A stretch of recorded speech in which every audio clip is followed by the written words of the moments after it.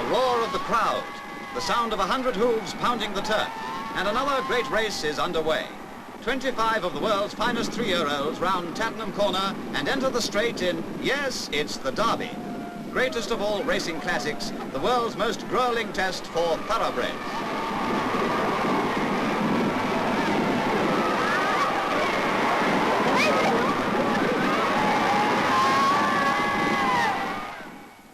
The quiet of the countryside, the familiar shapes of noted mares at the National Stud, breeding ground for racehorses which have made turf history. Here, Big Game, sire of 138 winners, has his own private paddock. Big Game, who helps perpetuate the quality of English racing stock. Stock which goes back to 3 18th century founding fathers, in whose blood the pedigree of all English thoroughbreds has common ancestry. Here is quality, the result of careful breeding. Quality which has become a national heritage in good horseflesh. Quality. In motor design, as in horse breeding, the quality rule runs true. Here at the Nuffield Factory, the latest tests known to science are carried out. Their objective, perfection. Their method, a detailed check on results. Quality in material, quality in design. Dozens of specialized tests are evolved and applied with this one aim in view. To the study of noise and vibration, for example, has been brought the science of electronics, by means of which the problems of mechanical movement can be analyzed and resolved.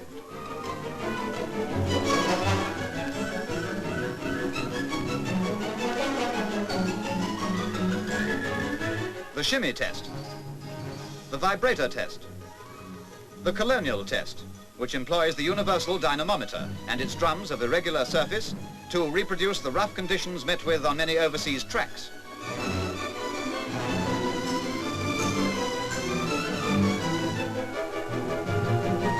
Tests for starting efficiency in sub-zero temperatures. Tests for dust-proofing qualities in the teeth of a tropical khamsin. To Marseilles for another test, a test for stamina. It's the starting point for a 2,000 miles run over inferior roads and under the most exacting conditions. Yes, it's the Alpine Rally. Ahead of them lie 6 days of arduous driving, 6 12-hour stages, along a route which takes in 40 of the most severe alpine passes in France, Switzerland, Italy and Austria. Lessons learned from the test bench are now to be applied to the problems set by nature.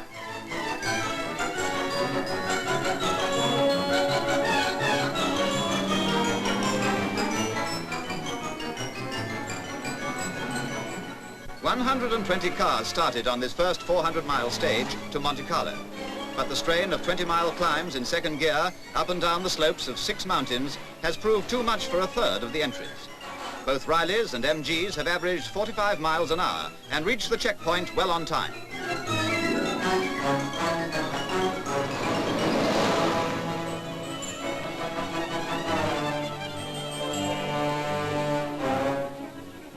A 100 miles of fast driving along the Turin autostrada forms part of the second 400-mile stage towards the Italian Alps. Every minute counts in the overall time check, and halts at filling stations are cut to a minimum. But penalties are also incurred by too early an arrival, so an MG driver offsets his earliness by checking in after filling up.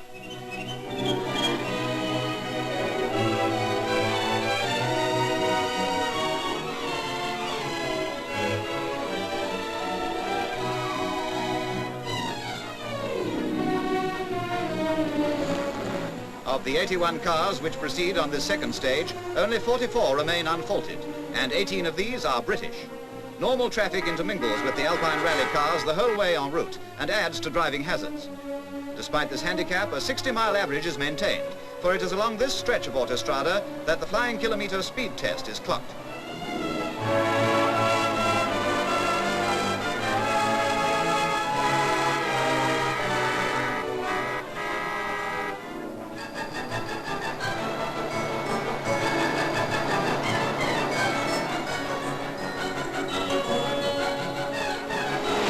More traffic to pass, calling for speed with care.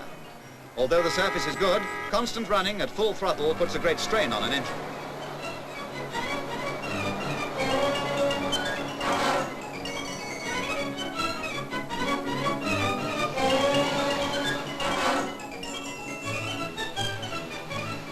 The contours of the surrounding countryside begin to change as the cars approach the Dolomites. 5 mountain passes lie ahead, among them the Pordoi, 7,000 feet high. Tires, cooling system, lubrication and expert driving. These are factors which will count in the miles ahead.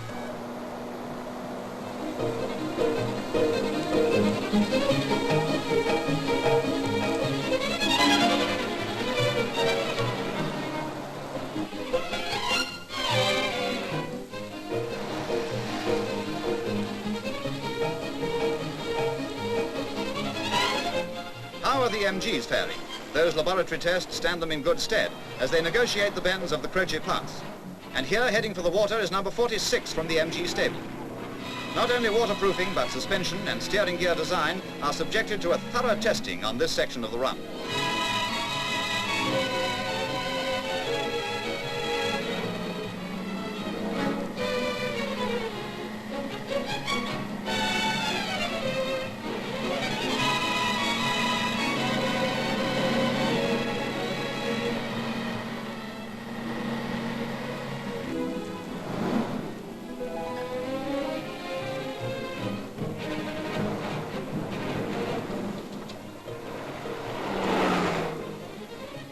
Croce is the highest of the 4 peaks on the 3rd stage from Cortina to Innsbruck. Rounding the bend is MG 58, one of the remaining 64 cars still left in the trial. Stresses and strains of cornering will account for another 12 before the end of the day. Road signs are more picturesque than useful when cornering at such speeds. It calls for careful planning and forethought on the part of co-drivers, who must be a little ahead of their drivers on maps and timing throughout.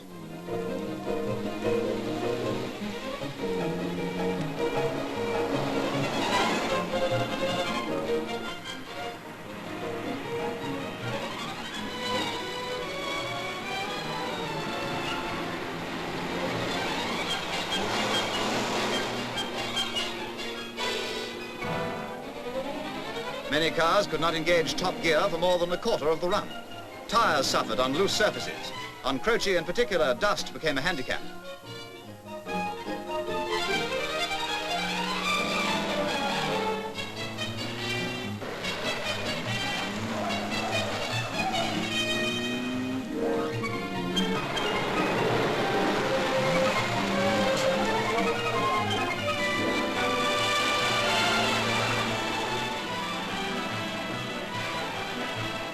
Italy, into Austria, then back again through Italy to Switzerland. The 4th stage of the trial is set against the majestic background of the Brenner as the cars approach from Innsbruck. 52 cars only of those who started the trial. Beautiful mountain scenery is here for those who have time to take their eyes for a moment from the road ahead. But here too are gradients estimated to entail more than 11,000 gear changes up and down the sides of mountains, with some of the roads zigzagging for as much as 22 miles before they reach the top.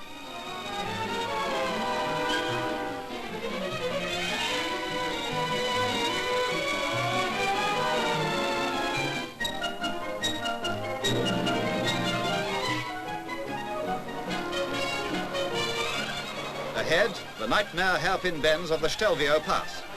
A zigzag on the highest mountain pass in Europe. Gradients which do not ease until one reaches a height of 9,000 feet.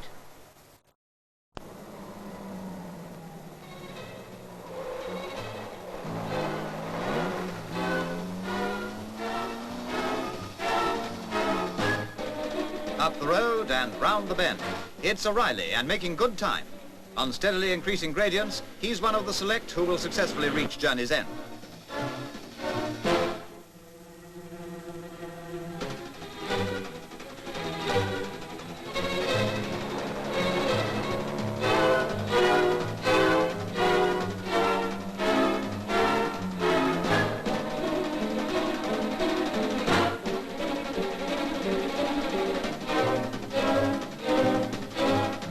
Meanwhile, the MGs forge ahead. Numbers 47 and 46 are doing exceptionally well. At this height, as much as 25% of engine power is lost. And it is under such conditions that overall efficiency of engine design counts for so much.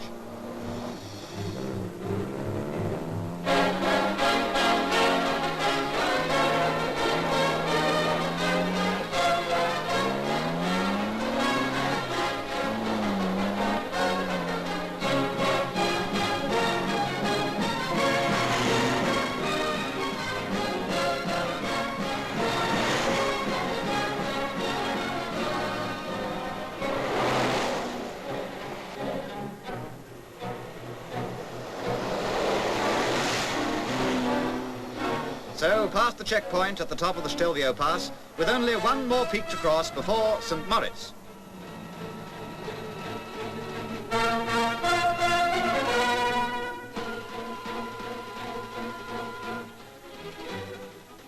Andermatt, gateway to the 8,000 feet Furka Pass. 240 miles of steady climbing and descending face them on this fifth stage of the trial, from St. Moritz to Megavy. It's a road which passes through many tourist centres, heavy with holiday traffic. The pace slows as the rally cars steer carefully through the narrow streets.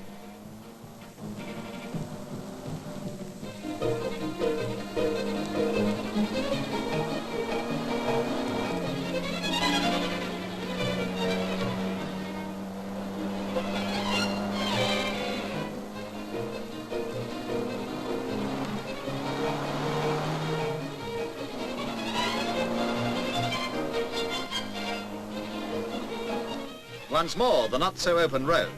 It's an uncomfortable section in which the greatest skill is needed to avoid accident. Alpine Rally cars are involved in at least a dozen minor collisions before they finish with this pass. It's a road which makes great demands on gearbox, steering, brakes.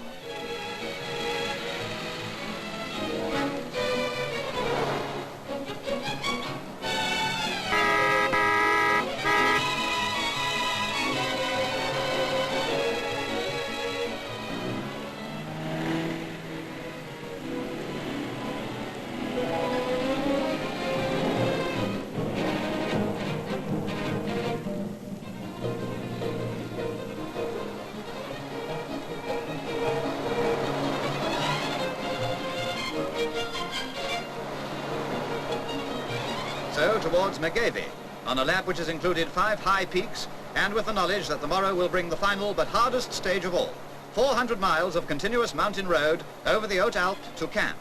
It's been a hard road they've followed since leaving St. Moritz. High on the mountainside, the Rhone Glacier looks down on passes which are the background to a motoring epic.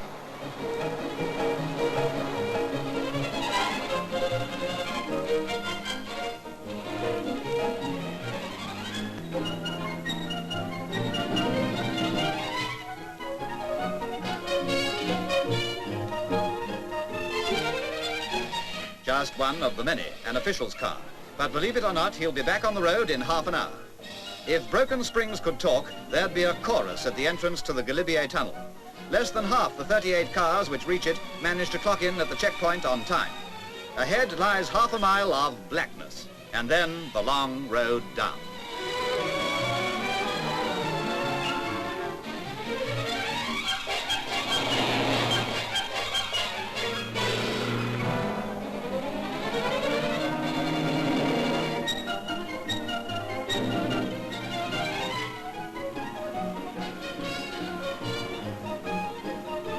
It's a sign which might well do for a tombstone on many a car which has failed to make the grade.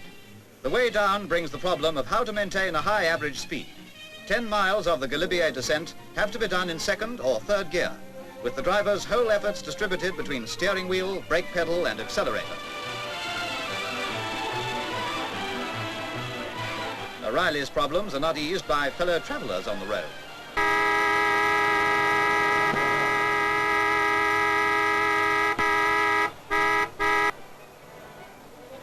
All safely behind. They're more than halfway through the final 390 miles.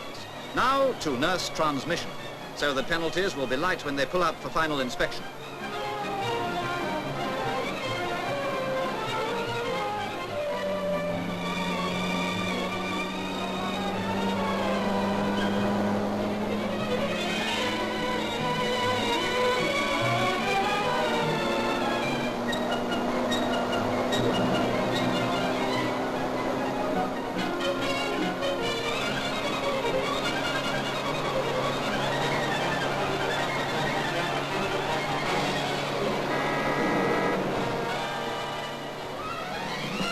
Behind them, 33 peaks, tracks which have disappeared at intervals in long stretches of broken rock and boulders, gradients which have seemed unending, speed tests when the engines deserved rest.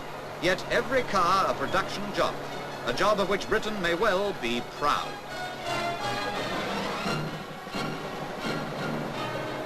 These are the cars which have brought them through, and these the drivers, bred in the same tradition. 2,000 miles they've come, 2,000 miles through an unending chain of Alpine roads at a high average speed which has called for the best from man and machine. It is a best which comes of quality. Quality in material, quality in design, quality in the performance of the men who built these pedigree machines. The MG cars captured 2 firsts and the team prize in their class.